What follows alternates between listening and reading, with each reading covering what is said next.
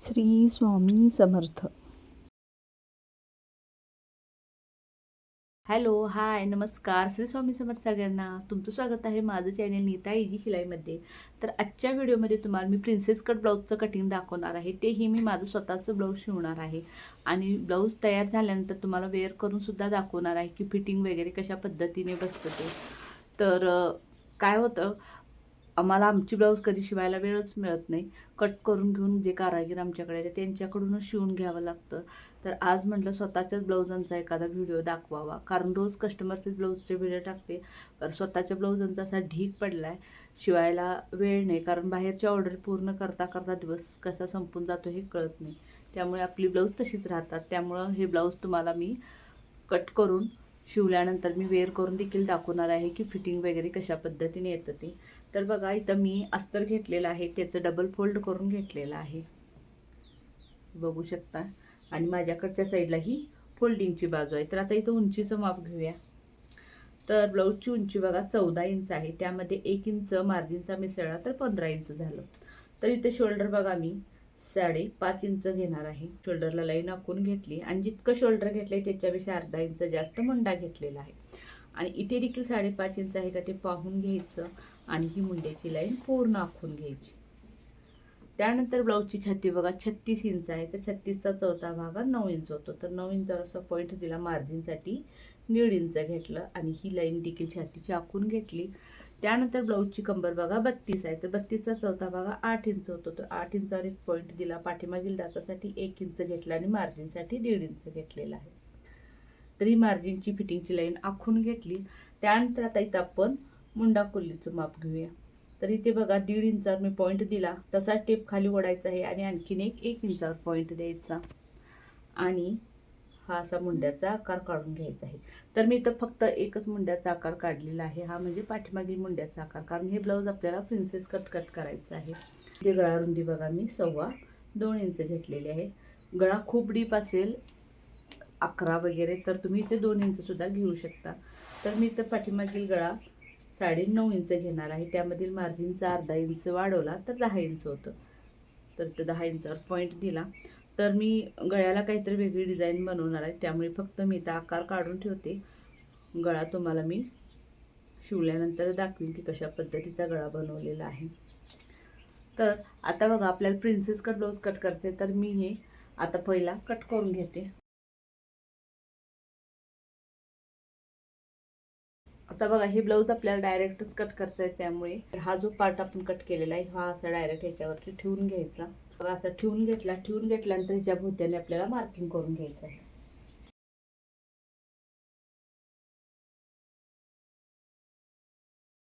त्यानंतर बघा, जिथं ब्लाऊजची उंची आहे कमरेकडच्या बाजूला तिथे आपल्याला 1 इंच वाढवून घ्यायचं आहे. तर 1 इंच असं पॉईंट देऊन इथं अशी लाईन आखून घ्यायची आहे. लाईन अशी आखून घेतली. आपण 2.25 इंच गळा रुंदी घेतली होती, तर 2.25 इंचावर पॉईंट देऊया. तर पुढील गळा मी इथं तयार 7.5 इंच घेणार आहे. खालच्या साईडला बघा गळा रुंदी मी 2.5 इंच घेतलेली आहे आणि वरच्या साईडला 2.25 इंच. तर मी असाच आकार काढून घेतला आहे. तर इथं असा हा गोलगळ्याचा आकार काढून घ्यायचा. नाहीतर असाच दिला तर काय होईल, छातीमध्ये ब्लाऊज आपलं फिट होणार आहे. तर बघा, इथून आपल्याला मुंड्याचं माप घ्यायचं आहे. आपण 6 इंच घेतला होता, तर 6 इंचावर पॉईंट दिला आणि इथून आपल्याला 5.5 इंचावर असा पॉईंट द्यायचा. म्हणजे जितकं शोल्डर आहे तिथं बरोबर ही लाईन येते का ती पाहून घ्यायचं आहे.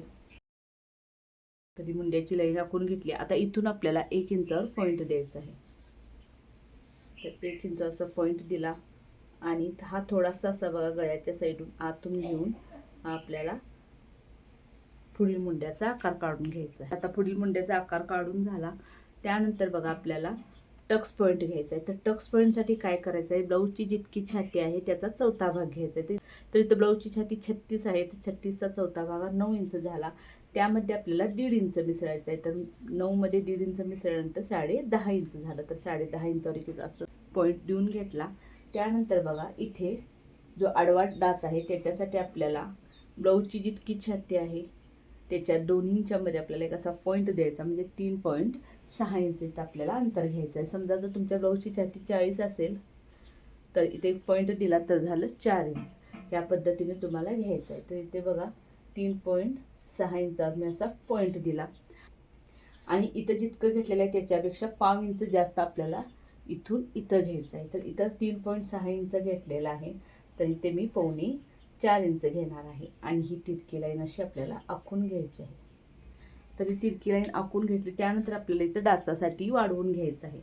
तर डाच बघा मी ते 3.25 इंचाचा घेणार आहे. तुम्ही 2.5 इंचाचा सुद्धा घेऊ शकता. तर मी इथं 3.25 इंचाचा घेतलेला आहे आणि इथून वरती आपल्याला 2 इंचाचा पॉईंट द्यायचा आणि हा आकार असा डाचाचा काढून घ्यायचा आहे आणि तसाच हा आकार आपल्याला मुंड्यामध्ये नेऊन मिसळायचा आहे. तर बघा हा आकार आपला मुंड्यामध्ये गेलेला आहे.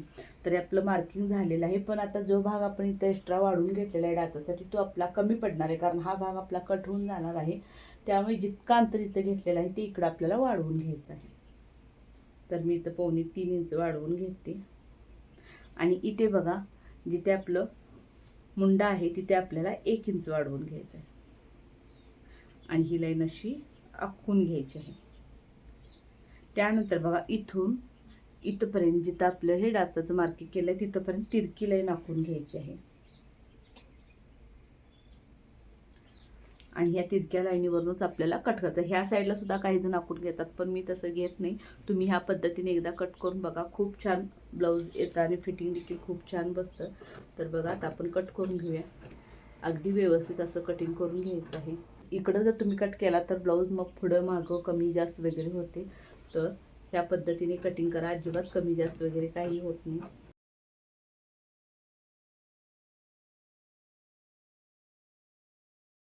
तर हा गळा कट करून घेतला, साईड पीस झाला हा आणि हा भाग बघा हा आपल्याला कट करून टाकायचा आहे. तर बघा हा वेस्टेजचा भाग आहे, हा टाकून द्यायचा आणि हा भाग आपल्याला आता असा इथूनच जोडून घ्यायचा. त्यामुळे आपला हा डाच खूप छान येणार आहे. तर आता हे डाच झालं आणि हा आपला पाठीचा भाग देखील तयार झालेला आहे. आता मी बाही कट करून घेते. तर बघा बाहीसाठी इथं ऑलरेडी हा डबल फोल्ड कपडा आहे, त्याला आणखीन एक फोल्ड करून घेऊया. तर बघा चोबल फोल्ड केलं आणि इकडं बघा हे 2 असे सुट्टे पदर आहेत आणि या साईडला फोल्डिंगची बाजू आहे. याच्यावरती आपण बाहीचं मार्किंग करूया. बघा 4.5 इंच आपण बाही घेतलेली आहे, त्यामध्ये 1.25 इंच मिसळा म्हणजे 5.25 इंचावर पॉईंट दिला आणि ही लाईन अशी पूर्ण आखून घेतली. तर बाही रुंदी बघायची मी 8 इंच घेतलेली आहे. त्यानंतर इथून खाली आपल्याला मुंडाफुली घ्यायचा आहे. तर मुंडाफुलीसाठी मी 2.5 इंच घेतलेला आहे आणि ह्या लाईनीवरती असं 2 इंचावर पॉईंट देऊन इथं अशी तिरकी लाईन आखून घ्यायची आहे. तर आता आपण दंडगेर घेऊया. तर दंडगेर आहे 5.6 इंच, त्यामध्ये मार्जिनसाठी 2 इंच मिसळलं आणि इथे जो मार्जिन लागणार आहे त्यासाठी आपल्याला जोड द्यावा लागणार, कारण इथं आपला कपडा कमी आहे त्यामुळे. तर आता हा आकार आपण बाहीचा असा गोलसर इथं करून घ्यायचा आहे आणि फक्त आपल्याला इथे 1.5 इंचाचा म्हणजे असा तिरका जोड द्यायचा आहे. तर बाहीच्या पुढील भागाचा आकार देखील मी इथे असा काढून घेतलेला आहे. तर आता बाही कट करून घेऊया.